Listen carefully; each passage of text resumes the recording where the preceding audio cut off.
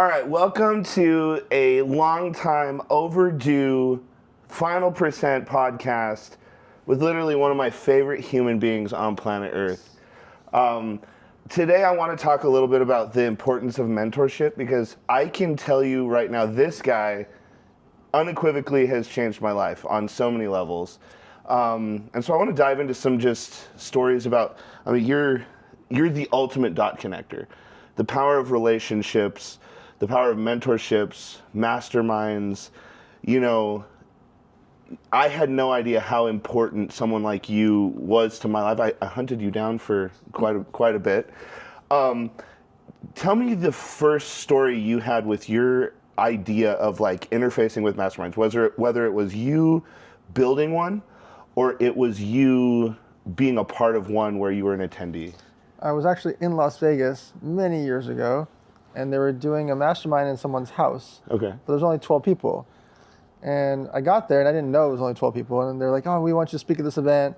And I had just started my agency like a couple years prior, so it must be like, let's call it 2014-ish, somewhere around there. And I walk in, there's 12 people, and I was like, I kind of pulled the guy aside, like, hey, I flew in for this. Like, what is this? He's like, oh, no, that guy does 85 million, that guy does 400 million. I'm like, that guy's like 23 years old. What are you talking about? And he's like, no. And he starts showing me and explaining who the 12 are, and they paid 25 grand each for the weekend. Not even for the year, for the weekend, to be in this guy's living room. I was like, 25,000 times 12. You did $300,000, and there's no production. What are you talking about? It's just, this is your house, right? He's like, no, it's just a rental house. And so that part intrigued me of like, people were willing to pay 25 grand. I didn't understand why. Like, I knew about coaching, courses, mentors. I knew about it, but not in this scenario. So then I speak to this group, and I didn't want to leave.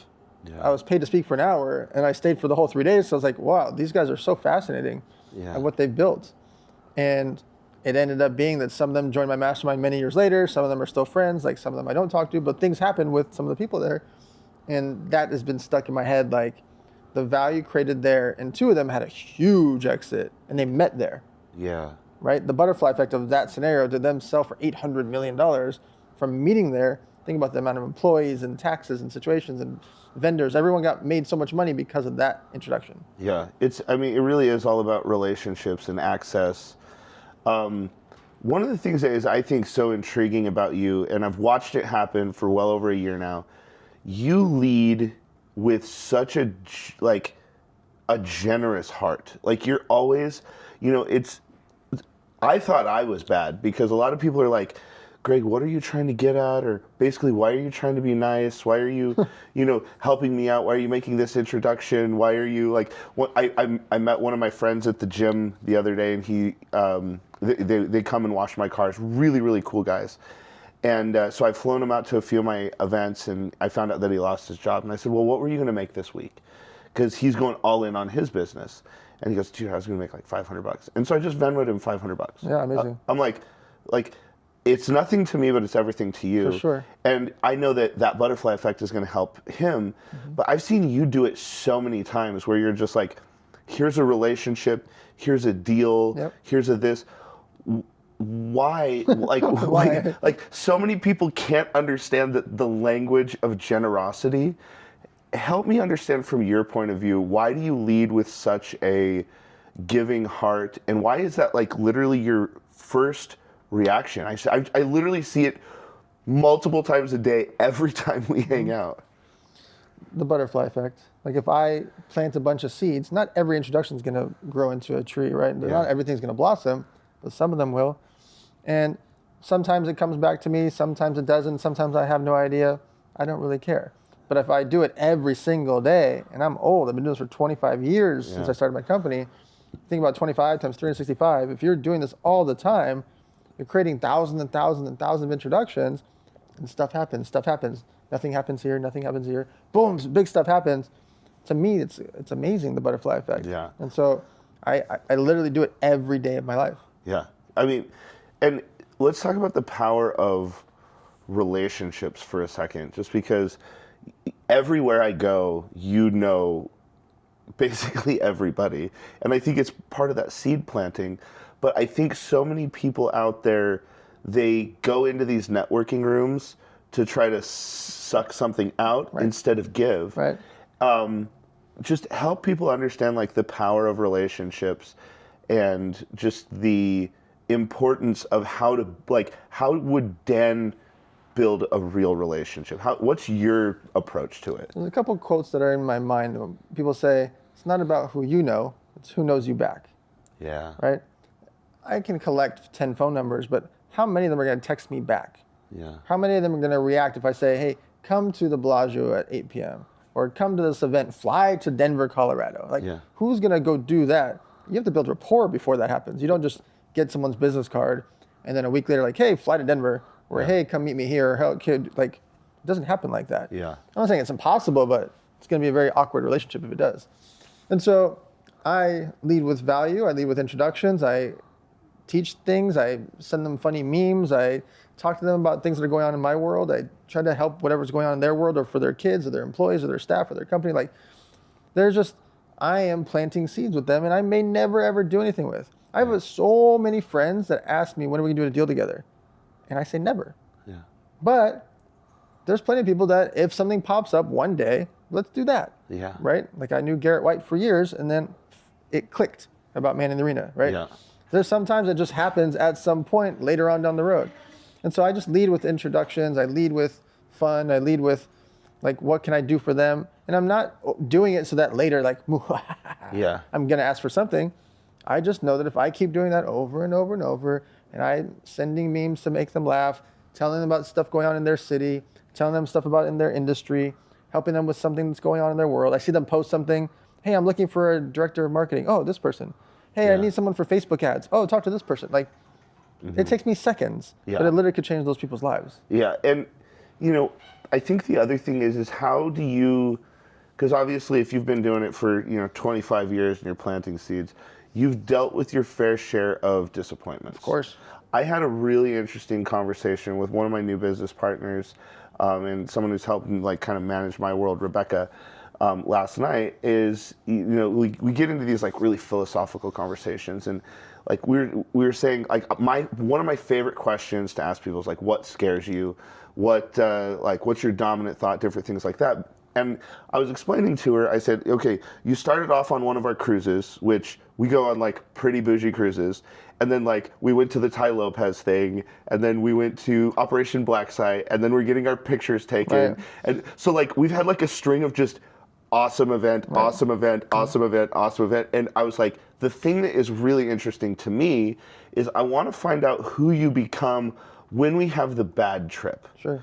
Well, one of the other trips was, again, another guy that you introduced me to, Chris Crone.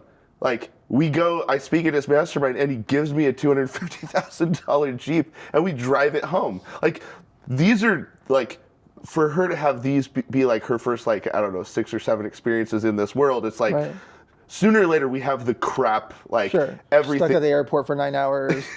Bags are missing for 2 days. Yeah, or the deal goes south, or someone's mad, or there's all this drama. What do you, this next, iteration of entrepreneurs, the people who are kicking the tires on personal growth, coaching, building a life, when those, like, they get on such a high, when the bad trip happens or the bad deal happens or the drama happens, how do you deal with it? What would be your advice to them? Stay calm in the chaos. Yeah. Every single day of building a company, you're going to have problems. And if you're scaling, things break. Yeah. You need more employees, you need more inventory, you need more money, you need more loans, you need more debt, you need more inventory again, you need more. Everything breaks when you're scaling. You go from 0 to 1 million, super hard. 1 million to 4 million, oh my God, things break. 4 million, 20 million, that's not even the same people that you started with. Yeah. You need new executives, new staff, new paid media agency, new 3PL warehouse, everything changes. Yeah. And then you go from 20 million to 100 million, forget all those people, sorry. Yeah. How are they supposed to know how to build a 100 million, 200 million, $400 million company? Nobody's done that. Yeah. So you got to go find the people that have. Yeah. And so every day of a company, from start to beginning, to medium, to later, to trying to sell the company, you are going to have problems no matter what, even when things are great. Mm-hmm. So if you go in with the mindset like I do, I know every time I wake up in the morning, there's going to be bad stuff on my phone. Yeah. Every single morning, the first thing when I look at my phone, there's me drama, send money, lawyers, this situation happened. Hey, your accountant needs this. Hey, you got to sign this immediately. Like, fire, fire, fire. And I'm calmly a firefighter, putting out fires. Yeah, just get it done. And I don't react to their insanity. I do not all of a sudden, oh my God, and start screaming over them freaking out. I stay calm in the chaos. I fix what I can. If I can't fix it that moment, I find who can, and it is what it is. Yeah. When you get opportunities placed in front of you, what are some of the... I say no. It's all of them. It's 99% of them. Well, I mean, someone like you, I mean, how many times a day, an hour do you get pitched? On the walk here. Literally in the valet. So one of the things, the valet. I think I'm kidding. I literally got stopped in the valet. That's so good. So more about like the importance of like the speed of being able to make decisions. Because I think a lot of people, let's take, joining your mastermind or your one-on-one coaching, or, you have the world's largest toy drive, you've got Trina's kids. Like, I mean, you put these, like, so many things in play that are impact. And I actually thought of you when, it's weird to be able to say this, but when we were hanging out with Kevin Costner yesterday, because, that's the thing you can say when you hang out with Dan. But he said, I would rather be relevant than popular. And I just thought that was so powerful. And it really reminded me of you, because you're just like, no, I want to be an impact player. Yep. The biggest thing is there's so many people who want you to talk you into, or they want you to talk them into joining your cause or whatever. Right. The importance of being able to recognize an opportunity and the speed that you have to make a decision, because they don't stay around for very long in this world. Like, if Dan says, hey, join my thing, or let's go do this, if you get back to him a week later, it's probably not there. Right. So the importance of like being able to make an actual decision, and how do you recognize an opportunity? I have a checklist of core things that I will know right away. Right. Let's just use an investment as the example. I have 4 things. 1, the entrepreneur. So let's say Greg wants to start selling all purple clothing. Well, I know he cares about it. I know he has experience in it. I know he loves that brand. Right. Yeah. He loves the concept of purple. Okay, that's 1. 2. Does anybody else care, right? Meaning, will people buy that? That's why I invest in companies doing at least $2 million in revenue. Yeah. Because once they start doing $2 million, $3 million, $4 million revenue, people care, because people vote with their wallets. Yeah. They vote with their credit cards. Yeah. 3, can that product sell in the wild when Greg's not there? Yeah. Can that purple shirt, that purple hat sell on a retail rack, on a website, somewhere at an event or a sporting event? Can that purple clothing sell without Greg saying, buy my purple clothing? Yeah, okay. And then 4, can it get by my 4 horsemen? Yeah. Can he back it up? Greg says, oh, we got orders from Walmart and Costco and Nordstrom's. Oh, great. Talk to my CEO, my accountant, my attorney, and my advisor. And then they say, hey, Greg, can you send me the Costco order? Can you send it over to me? Like, well, I met the guy at a party, and he said that we're going to have a meeting in a few weeks. He really likes my purple shirt. Yeah. That's not a purchase order. No, that's not a purchase order. And so can that person back up what they're saying? Yeah. And if they get by those 4 things, now I'm very likely to be in. Yeah. But if any one of those things doesn't pass, I can automatically say no, because there's hundreds of other opportunities out there. That pass, exactly. So talk about like the how important is it, the speed in which a decision needs to be made? I turned down an investor 2 hours ago that was offering millions of dollars because of my reverse requirements. Am I going to want to work with this person? Because if you are an investor, we're basically married for many years, because most exits happen 3 to 7 years, really 5 to 7 years. The reason it's 3 to 7 years for me is because I come into companies late, usually on year 2, right? So that's why I have a shorter time window. And so this investor was like, I want to get on more stages, I want to get on more podcasts, and I'm raising money for elevator events, the thing I sent you. Mm-hmm. And he wants to be on stages. So he was like, oh, I'll invest millions of dollars if you will put me on the stages at most of these events. I was like, okay, if you put in that much money, sure. Yeah. And you're a good speaker. I have no problem with it. He's good following, great company. But then he sees me with his guy. And the guy sends me 11 due diligence things that are like paragraphs. And a lot of them were rude. Like prove this, do this, do this. It was like so overbearing, and non-dilution rights. And I want to be he has to be on the board. He has to be able to sign off on any transactions over a certain amount of money. I'm like, bro. I don't work for you. No. And Oh, goodness. and I told him, I sent him a long speech back. I said, listen, I have 970 investors in my elevator syndicate. I raise money every single 4 to 7 weeks. Typically it closes in 15 days. I didn't need the capital. He brought up to me that he wanted to speak on stages. I throw a lot of events, bada bing, bada boom. It was a good marriage. He's never invested in a company before, and he's got a lot of cash. Everything is great about this except this part. Yeah. I said, I cannot give you all these rights when I have a bunch of other investors that you're asking for favorable rights. Why would I do that? Yeah, no, it makes no sense. Especially for your first deal. Why would I give it to my friend that's been investing for 7 years with me? Exactly. Why would I give it to you for your first deal? And so I don't want to say I politely said no. I bluntly said no. Yeah. And at the end, I said, by the way, I'm not upset with you asking for all these things. You should. It's your money. It's your time, your energy. That's perfectly fine. It's just not for me. It doesn't fit this situation. Yeah. He wrote back 7 seconds later. Huge page. No. And he didn't CC his guy. Ah, the guy's gone. But I still turned it down. Because the guy will still be there. Oh yeah, the guy. Well, and I think that's another thing that people don't understand. When you have opportunities sitting right in front of you, you go talk to your guy that doesn't understand the situation. Right. Like I remember, and I tell people this all the time. If you get a mentor, you should be their biggest fan because you should want to work with them. Sure. And so that's why, like, it's so funny to me because I'll make a post about you, you know, at least once a month, sometimes once a week, because I appreciate who you've been in my life.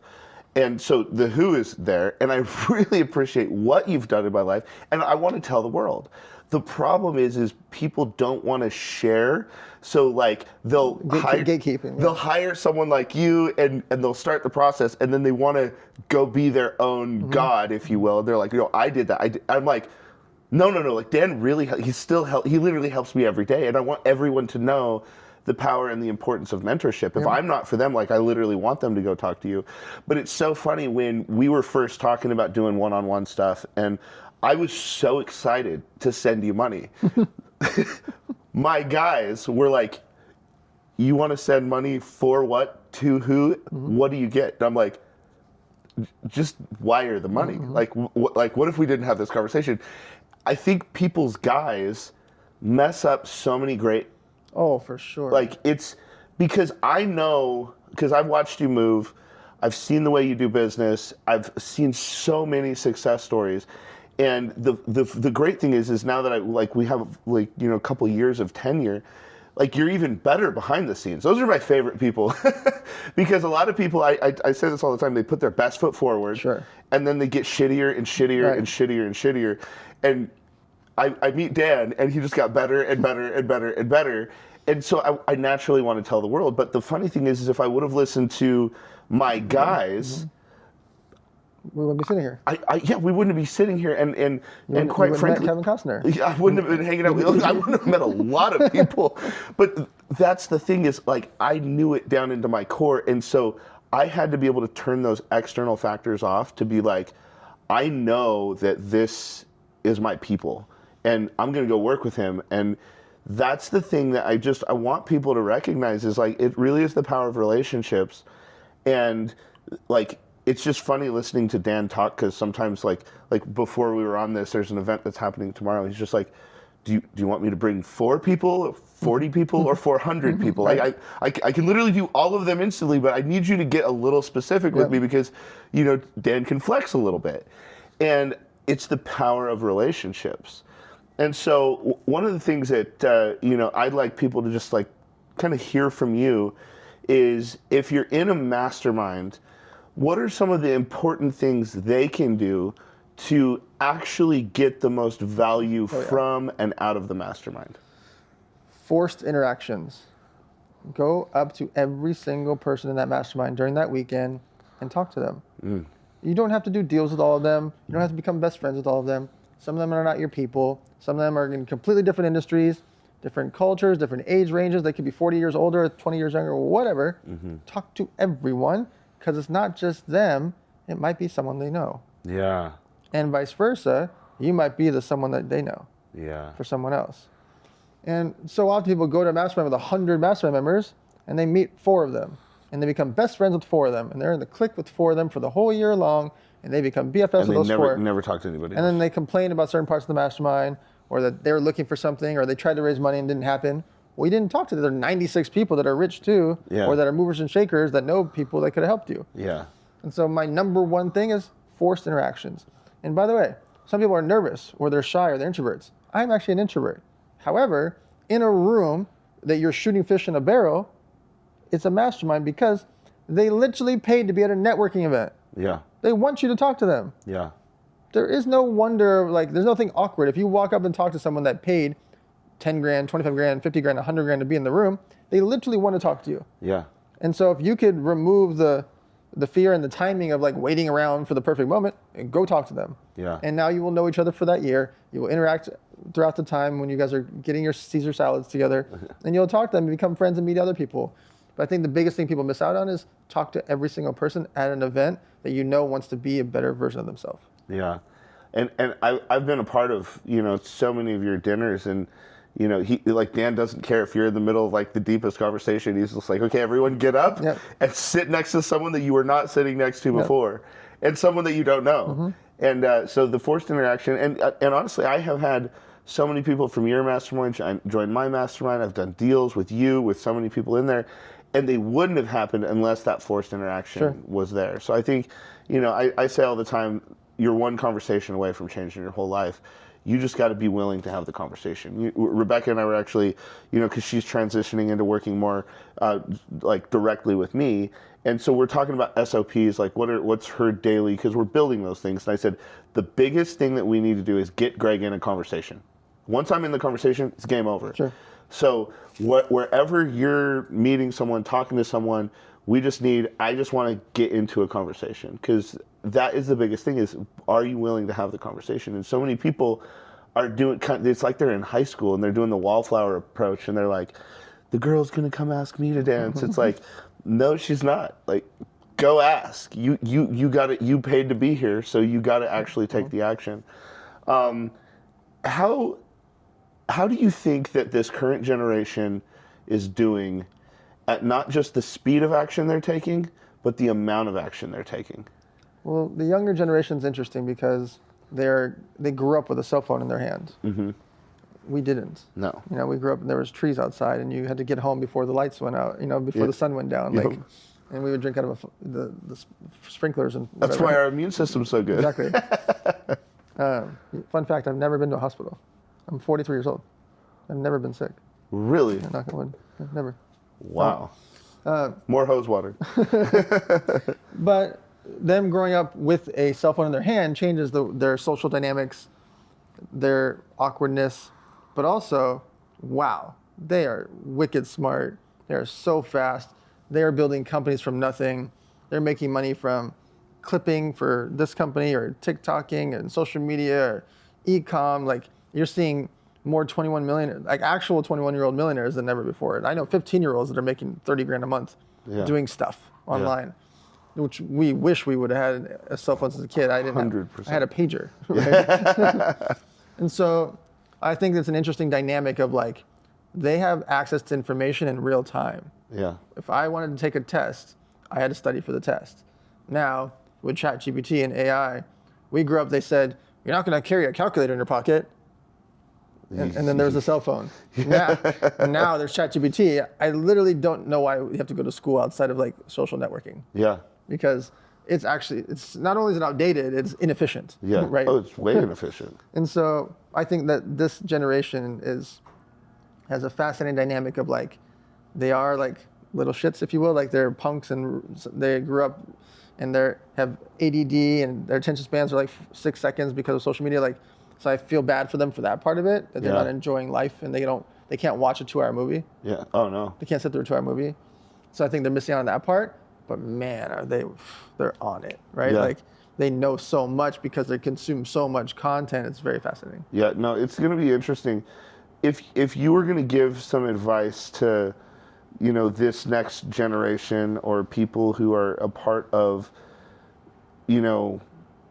whether it's groups or personal growth or masterminds, entrepreneurship, business, what are some of the things, because obviously, you're paying attention to the future. Mm-hmm. what are some of the things that you think people need to be aware of, that they need to start taking seriously, doubling down on? Just, if you were going to fire some warning shots out for people, or just give people a heads up, like what's on Dan's brain for the future of, business and entrepreneurship in the world? So there's two things I would say. You create your algorithm. Like the things that you see are based on what you like, what you respond to, what you comment on, what you watch, what you follow. And so the same way what you consume food-wise, if you wouldn't drink poison, why do you watch poison? Oh, that's good. And so what you click on, what you like and comment on, that's what they show you. So if you're watching the wars in Iran and you're watching bad side, evil, death, what's in your mind, right? If you're watching political, well, you're always in tension inside of your mind and your heart, compared to following Tony Robbins, right? Listening to Ed Milet, listening to this person that's inspiring, and like following along Dean Graziosi and people that are Lewis Howes. You're like, imagine what your mind would be like if you listen to Jim Quick all the time, right? Oh yeah. If you're listening to Gary Brecka talk about health stuff, like you're just listening to things that are useful for your life, rather than what most people listen to is the algorithm they create. And the second thing is, you have to understand AI. Even though we're not there yet, most people can't spell AI. So everyone's always so freaked out about it. I'm still teaching people how to use the Facebook. So like, let's be real. We're not gonna lose all the jobs to AI. It's not happening. I still run campaigns for the biggest companies in the world that don't know their password to Instagram. So they're not all of a sudden like AI wizards. We're nowhere near that. But it doesn't mean that some companies won't, or your competition might be able to figure it out, or it does become more efficient for, especially like lawyers. I think they're going to be the most impacted. Oh yeah. Accountants for sure. Like there's some things that are repetitive or researched that AI can fix. Now you'll still need a lawyer. Yeah. You'll still need humans. You'll still need people at a courtroom. Otherwise you'll have an AI robot arguing with an AI robot to a judge, AI robot. That's, counterproductive. Which there'd be pros and cons of that too, because there's still context and storylines to criminal cases or whatever. So I just think that people should at least be studying AI and watching it, and when a new big platform comes out, watch it. But ChatGPT might end up like MySpace. Yeah. There might be the next platform that's the Facebook, and then there's the Instagram, and then there's the TikTok. Yeah. We don't know which version this is. There could be Friendster for all we know. We don't know what ChatGPT is yet. They have an infinite amount of capital, but so does a lot of other humongous corporations that are just waiting on the sidelines like, okay, we're going to deploy $4 billion. Okay, well, we're going to deploy $20 billion. All right, we're going to deploy $100 billion. Yeah. We don't know. Yeah. I mean, look at Elon. He created Grok, and it's so, G-R-O-K, it's so fast. Yeah. And it's so intelligent, and it's anyways, so understanding AI is what I would say. Yeah, really paying attention to that. I think we're definitely in the wild, wild west on a lot of things. I really think that, the soundbite worthy thing in there is you create your algorithm, I think is so much more important for me. And I actually got a much more efficient experience online when I made the rule, and a lot of people know I'm eccentric with threes, so I made a rule, I'm not allowed to follow more than 333 people. And I went from getting on Instagram and doom scrolling to where I got on Instagram and then I was done scrolling in like 5 minutes, because I only follow 300 people and like 50 of them posted. So I was like done so fast. And it was people that I actually wanted to hear what they they were talking about. And I recently went through a health transformation, and we talked so much about what you eat is what you look like. Well, what you listen to and what you see is who you are. That's who you're becoming. Absolutely. And so you've got to pay attention to the people that you listen to, the friends that you have around. You got to pay attention to, like, are you constantly, looking at the cat videos? You know what I mean? That's like, they're funny, but it's not making you better. It's not helping you. So I think you create your own algorithm, I think is so powerful.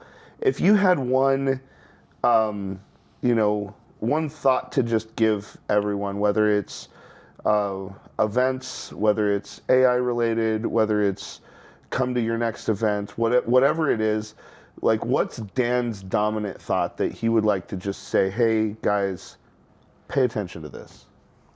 Just get started. you have so much access to create whatever you want. You have an idea for something, you can make it now for free or cheap. Yeah. All the mobile apps, all the platforms, all the websites are so free and cheap now. You can make it famous really quickly. You can get all the social media for free. You can build your website for so fast. You can get video editors for $10. Like, you can create a whole brand company before we get to the valet. We could create an entire brand for purpleshirts.com. Yeah. Literally, purpleshirts.com could be done before we get to the valet. Sick website, trademarked, 7 social media platforms set up at purpleshirts.com, like with 15 posts on each platform. All that could happen before we got to the valet because it's so simple now and it would cost us nothing. Yeah. Nothing. Yeah. Corporation, bank account, operating agreement, boom, boom, boom. Like, we could do everything tonight, you know, and too often people are just like, oh, I'm going to wait till I've done this, or I'm going to wait to start my company. I'm going to wait for just nothing. Why are you waiting? For what? Yeah, well, like, I think there's no perfect time. I think that's the biggest thing that people are running into is like they literally are talking themselves out of their own future because they won't take action, and they just like, what are you waiting for? Because the world's changing so fast. You have to get started. Absolutely. You have to get started. So, you know, one final thing, just because I think this is important, you know, and you've mentored me so many through so many things, and you've given me so many opportunities. Just the importance and the power of mentorship, like finding those people, you know, just let's end there. Just kind of talk about that a little bit, because I think, you know, a lot of people that I interface with don't understand just how important and powerful the right people are. So talk a little bit about that. Well, it's the fast forward button to success because they've already been through the forest, right? If there's 2 people that are about to walk through the forest, let's say the forest is 1 mile long, and one person's standing over here and one person's standing over there. But over here, this guy has been through the forest 600 times back and forth. Well, what are the odds or chances that guy over there who's never been through the forest and walking by himself is going to get to the other side before him? Zero. It's not happening. Actually 0. Yeah. Because on the way, he's going to fall into a pit hole. He's going to get hit by a tree limb. He's going to get bit by a snake. This guy's not. Yeah. You know why? Because he knows the snake's name. That's Robert over. That's Robert the snake. Don't get bit. He knows where the tree limb is. They duck here. I got hit by that thing before. Yeah. Hey, jump over this hole right here. There's leaves covering it, but I know that's a hole there. Yeah. I fell in it 4 years ago. Yeah. He knows the way. I'm not saying he's going to breeze through it, but he's going to be able to duck and jive and watch out for the snake, etc. He knows the path. And so a mentor is the one that can help you clear the forest for you. There's still a forest. There's still a mile to walk. You're just going to get there a lot smoother and easier than that guy over there. What about the people who give you the friction and you tell them to duck and they just won't do it? Because I feel like they get hit in the head. All right, with that, I have to give it up for literally one of my favorite human beings on planet Earth. You have to get in contact with him. We've got Trina's Kids. Yep. We've got World's Biggest Toy Drive. Yep. What other things do we? Man in the Arena Tour. Man in the Arena Tour. Like, that was one of the biggest things. You know, he trusted me enough with that stage, let me on stage in Salt Lake, and it was a transformative experience. And the fact that I'm a part of the next 2 shows are just, you know, it's a little surreal to me. So, you know, that's the power of, you know, doing the work and showing up. And if I hadn't, you know, wired this crazy guy money, there's so many things. It was funny, like, I actually sat down and I was like trying to like calculate the ROI. Just if we went math for math, like the like what was the ROI of me sending this $100,000? It's literally like 5,000%. It's like with mastermind people coming in and deals and opportunities and free $250,000 Jeeps, like all of these things don't happen if I don't get the access from you. But the thing is like there's still a forest, there's still a mile to walk. For sure. So I still had to show up and do the work. So the other thing with mentorship, guys, is if you wire the money, newsflash, you still have to do the work. For sure. You still have to show up. And there's so many times where Dan says, hey, there's this opportunity, fly here now. And I just get on a plane. I don't really even know like what's happening. But he said it to Vegas. I was texting him, oh, you should come to Vegas. All right, cool, I'm on my way. Tomorrow you'll be with Mike Tyson. Yesterday, Kevin Costner. Yeah, tomorrow with Mike Tyson. Yesterday with Kevin Costner. Hanging out with Steve Aoki. Like all of these things. And then I'm like looking, it's like 11 million followers, like 30 million followers. All these people. It's all about access. Are you willing to get in the room? Are you willing to show up? And then be the person that will, what I say, stand in the gap. Don't be the person who comes in and is like, Mike Tyson signed my everything and you've changed my life. Just get in the room and then stand in the gap. And what I mean is, there's going to be a gap there, and you have to fill the space without becoming the space. If you're going to go and you're going to be around Mike Tyson's the space. Like, you're not going to outspace Mike Tyson. I did not suggest it. No, you get knocked out. That's the way that works. And the other thing is always push power towards power. When you find powerful people like Dan, my job is to make him more powerful, because he is a powerful person that helps other people become more powerful. So if I can say, hey, help him do an even, like he already has the world's largest toy drive, let's make it even bigger. Let's make it harder for someone to take that mantle. Let's push power towards power. And because I've always shown up and I've supported, he's pushed power towards power. So he's made my company more powerful, more credible. He's put me in the rooms. He's given me opportunities. And so take your mentorship like as seriously as you possibly can. Do not give friction to your mentors. That is the biggest thing that I can give all of you. And then understand that when you send the money, there's still a forest, there's still a hole. Robert the Snake is still there. And you've got to do the work. So anyway, thank you so much. I really appreciate you, brother.